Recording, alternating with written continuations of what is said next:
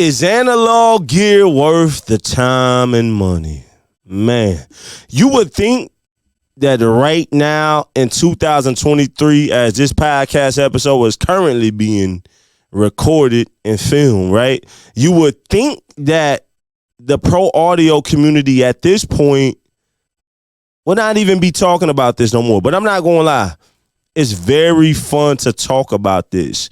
Even right now in the pro audio community, we're still fascinated and infatuated with the debate of analog versus digital.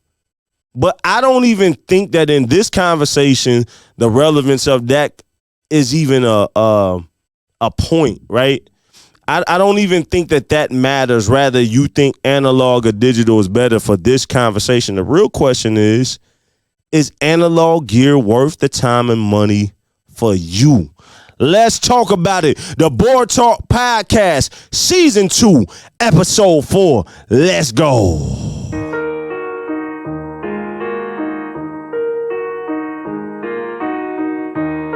Gotta bring it in on some good music, you feel me? Yes, sir. When I started with this vision, people thought I was a scrub. Yeah. Now they show me love, you would think I was a plug, yeah. Now I got the keys and I'ma show you what it is. Yes, sir. King on this grind, you know I handle my business. You know I'm getting to these blessings, blessings, blessings, blessings, blessings, blessings, blessings, blessings, blessings, blessings, blessings, blessings, blessings, blessings. I tell them haters hate, but we okay. Hand stacking chips, Frito-Lays, yes sir. Check the circle. I tell them zero lanes, squad of fighters, we be the game. I'm moving fast in my lane, so take a backseat. I told the coach to put me in just like an athlete. I'm racing to the bed like sprinters at a track meet.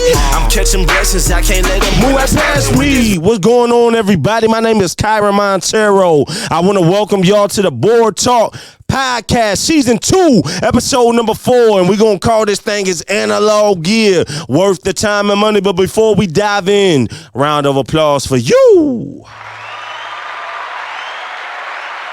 Yes, sir. Yes, sir. Yes, sir. My brothers and my sisters, I appreciate you tuning in.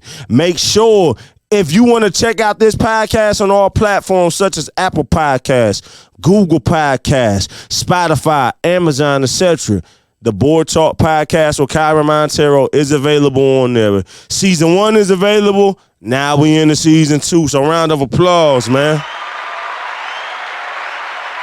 For hard work and dedication, you know? And round of applause, man, for good podcast production. Everybody don't take that serious. If you want to check out the high definition videos, head over to the Frequency Canvas YouTube channel because this podcast, the Board Talk Podcast, is presented by Frequency Canvas. And we just want to say thank y'all for tuning in. So the question that a lot of people still want to know right now, as we speak, is analog gear worth the time and money? Is analog gear worth the time and money? And, you know, ultimately, only you can answer that. As the engineer, producer, artist, musician, only you can answer that. On Season 2, Episode 1, I covered analog summon versus digital summon.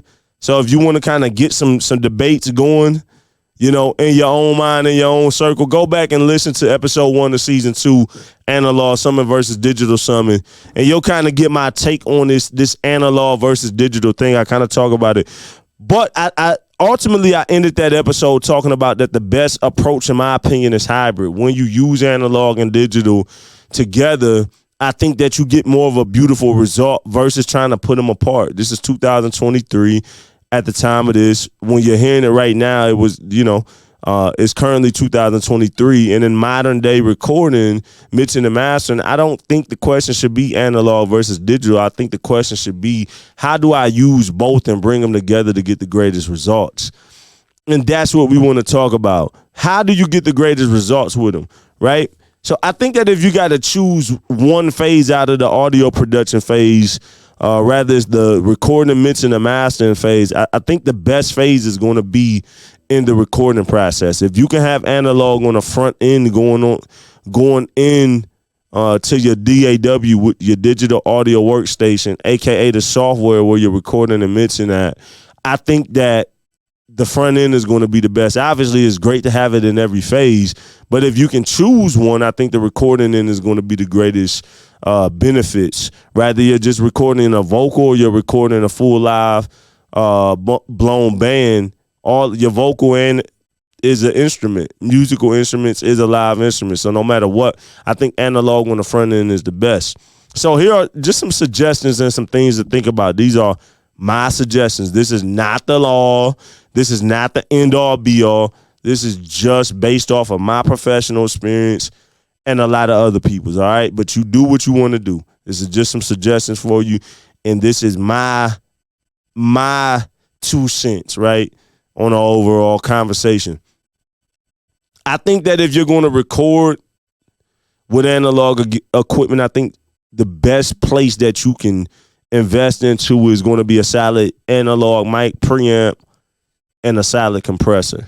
Let me say that again. I think a solid microphone preamp and compressor, if you're looking to get some outboard gear in the recording process, you want some analog gear, I think that that's going to help you out the best. A solid microphone preamp can change the game.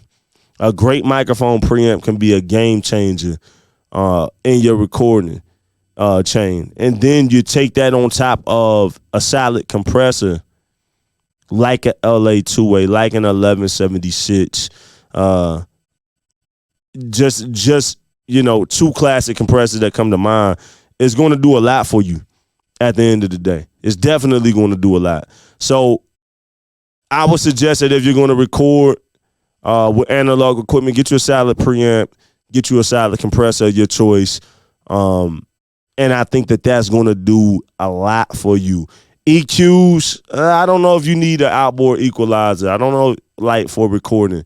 I think that you can leave that in the mixing. I mean, it is great, but I think that a solid preamp and I think a solid compressor will do a lot more justice for you in the long run, and kind of leave some of those decisions in the mixing phase, to kind of go in and get a nice touch of that analog depth and color and glue and space and all of that on the way in. Then, further decisions can be made in mixing. Just my suggestion. If you are wanting to use analog gear in mixing, just like in episode 1, I recommend that people get analog summon. I think, once again, analog summon provides more space, depth, width, color, and headroom. I just think it opens up a new world for anybody that's mixing records. So I think that analog summon is going to be very valuable in the mixing process. I also think that outboard processing, and I also think that outboard processing, like stereo bus compression, stereo bus EQ, that's going to be great. You know what I mean? And if you couple that with analog summon and you got a solid bus compressor, you got a solid, EQ on your master bus, that's going to go so far. Now, if you have pieces of gear like an EQ or a compressor that you can run a kick through, a vocal through, a snare through, a bass guitar, lead guitar through, are those things valuable? For sure. Definitely they are valuable, but I think you're going to get more value from analog summon and master bus processing because it's going to have an impact and sonic effect on everything at one time, right? Then in mastering, which typically you're just dealing with a stereo file. Obviously, man, you can have just one solid compressor, one solid EQ, and you will be amazed at the work that you can get done in mastering because digital is so great these days. So even if you're building up a mastering studio, you don't need 5 to 6 different compressors, 5 to 6 different EQs, and just like you can literally have a simplistic setup and go a long way. I know there's probably some people listening to this right now that's going to not like that. But the truth of the matter is that digital is so great. You can go a long way with a few pieces, man. So this is just my 2 cents on this analog gear worth the time and money. Absolutely. Yes, absolutely it is. But you have to make sure that it's worth it for you. You have to make sure that it's worth it for you and your clients. Hand clap, man.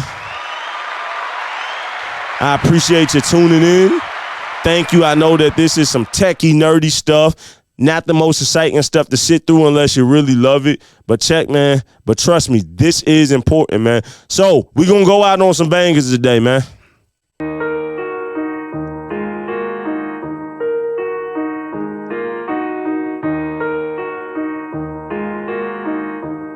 Yes, sir. When I started with this vision, people thought I was a scrub. Now they show me love, you would think I was the plug. Yeah. Now I got the keys and I'ma show you what it is. King on this grind, you know I had on my beat. You know I'm getting yes, sir. Blessings, blessings, blessings, blessings, blessings, blessings, blessings, blessings, blessings, blessings, blessings, blessings, blessings, blessings, blessings, blessings. Blessings, man. Board Talk Podcast, Season 2, Episode 4. Is analog gear worth the time and money? It absolutely is, man. All right, man. Blessings to y'all.